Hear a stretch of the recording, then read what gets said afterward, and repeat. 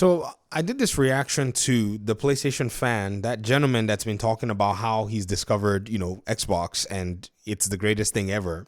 Now, as a PC player, I also discovered the Xbox ecosystem on my end, and I thought it was quite interesting to the point that out of curiosity, I got myself an Xbox. Now, I didn't convert to being an Xbox. Oh, come on now. No. However, there's a little bit more of a respect for the platform because initially when I played on console, I'd been a PlayStation player. And for the most part, I didn't know what Xbox had to offer. I bought an Xbox One from like Facebook Marketplace twice, and I returned it because I was like, I don't know what's going on here. I have the games that I want to play, which I played very few. And to me, it just didn't necessarily seem like, it was a platform I wanted to go ahead and, engage with. Now, I saw a comment on our, channel here. Shout out to, Kibberville. They said Halo converted me as well 23 years ago. And one of our other audience members replied and said, that's why a lot of PlayStation 2 owners got the Xbox, proof that exclusives matter a lot. The part that exclusives matter a lot is the one that I wanted to basically go into and, kind of examine a little bit. Now, y'all know my stance on exclusivity. It needs to be toast. It needs to be gone.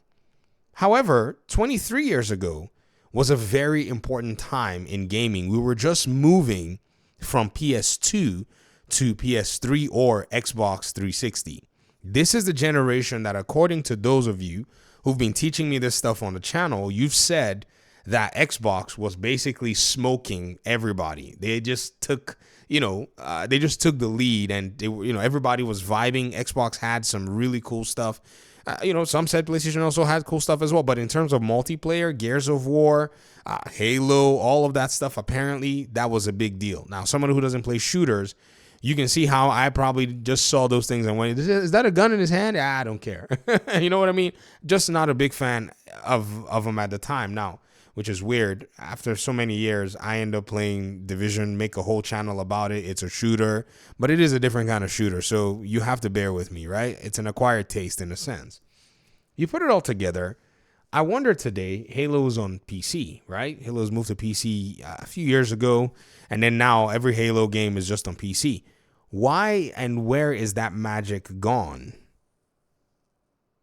As an exclusive, why is it not, or I guess I would say as a console exclusive, why is it now pulling more PlayStation players to come on in? Well, is it because it's no longer an exclusive? Or is it because they made it available because the exclusivity thing wasn't working as it did? Because every generation, Xbox has had Halo. Even in the Xbox One generation where they got decimated, they had Halo. Is it that Halo lost its thing? What could have happened? You can cite one of many different things. I couldn't sit here and tell you. I don't have data to even show you other than say Call of Duty came in and was just beating on everybody. Or maybe Halo sucked at one point. Maybe Bungie stopped making Halo. I'm just giving hypotheses. Y'all in the Halo community, please help me in the comment section. Give me your thoughts as to when you thought Halo stopped being as good, or what could have caused Halo to go down in quality or go down in interest, and why it never served the purpose of the exclusive game that could draw people into the ecosystem. Because I strongly believe that, back in the day and now are two different times in gaming, obviously. Since then, Call of Duty has basically come in and nobody breathes anymore. If you have a game, don't look in the direction of Call of Duty. If you do, your game will explode. Bring your game 9-10 months away from, like Hogwarts Legacy did. They were like, nah, bro, we're not even going to bring our game out when anybody is thinking about Call of Duty. At the time, FIFA was still a small, setup back then.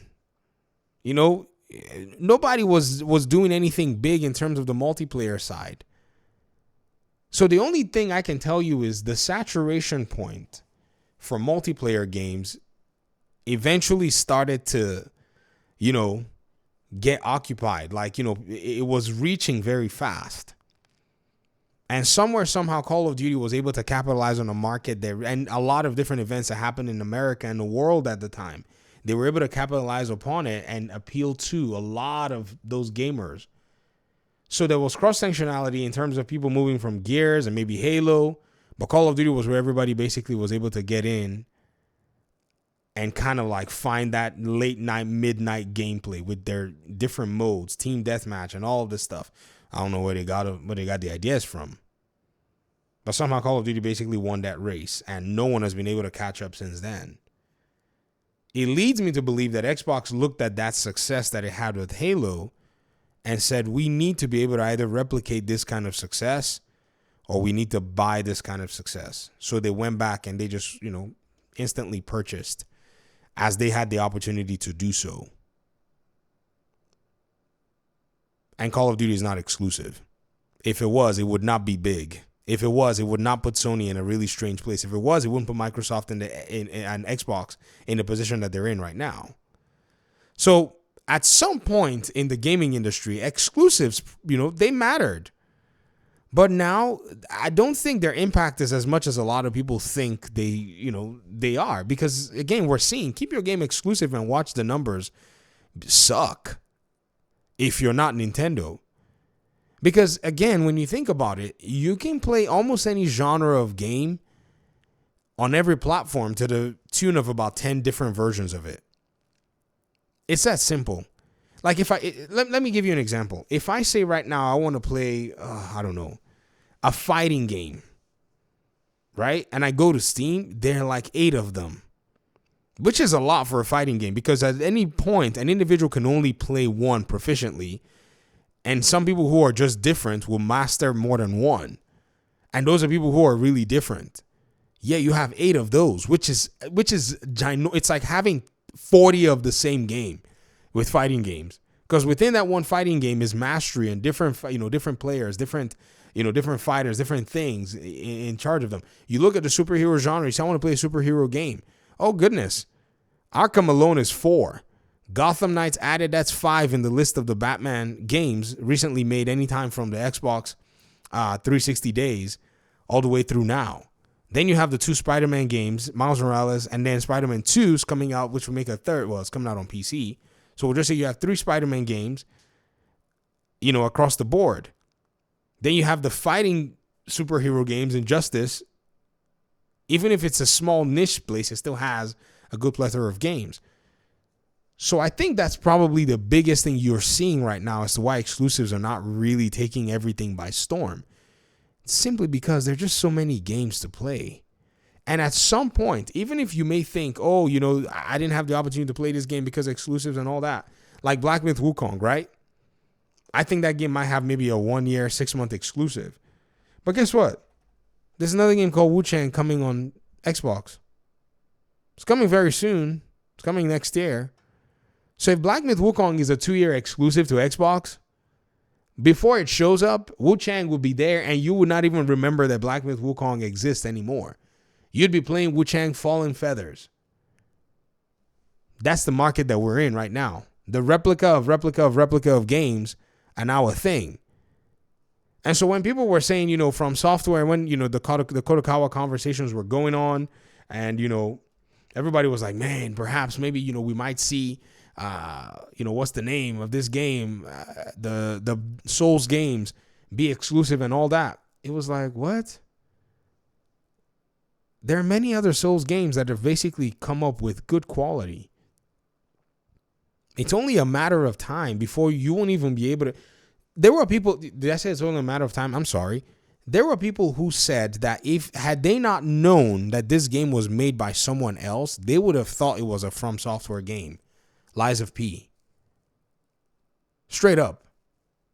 The inspiration, everything is just there, littered across the game. And so From Software, yes, as much as they may hold the monopoly on Souls and everything, man, they're replicas of their game, or I would say games that were made as a result of the inspiration of their games, and there are many of them out there, and many more still in production. So exclusivity doesn't have that same aura that it had before.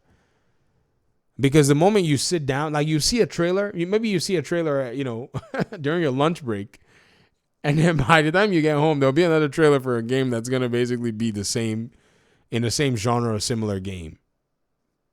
That's the gaming industry that we're in today. These are just my thoughts based on what we're seeing. Thanks for watching. I'd love to hear yours in the comment section. Peace out.